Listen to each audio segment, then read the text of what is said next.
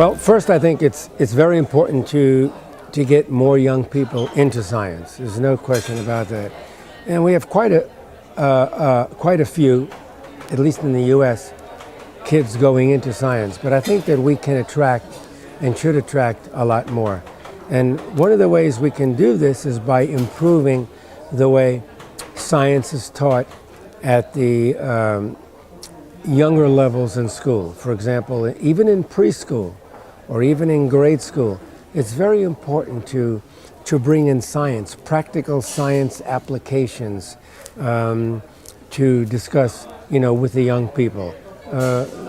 You don't have to exclude other topics in order to talk more about science. You can simply, introduce more topics in science. And I think it's very important to do. You need to start that at the young level because it's difficult to capture the attention of kids as they get older and older and try to get them in science. So if you can do that in grade school, and of course, absolutely do that in junior high school or high school, that is secondary school before college, then all the better.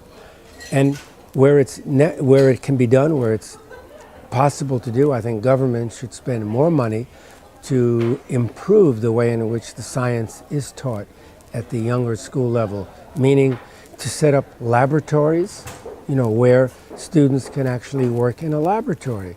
And one can do that even at a very young age to capture their motivation.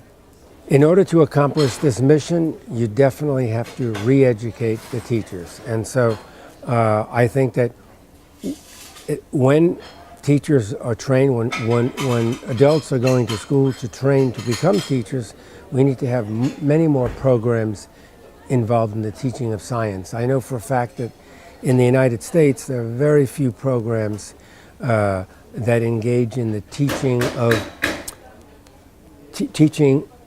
instructing the teachers how to teach science at the lower levels, and that's a major problem.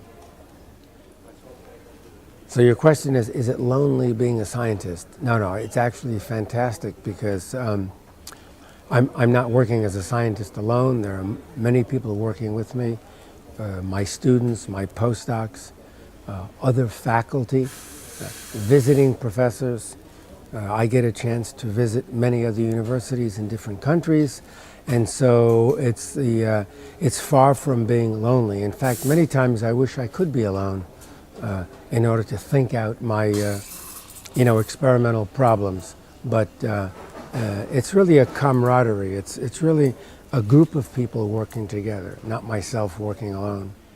In science, at least the kind of biomedical science that I do, there is really very little instant gratification in what you do.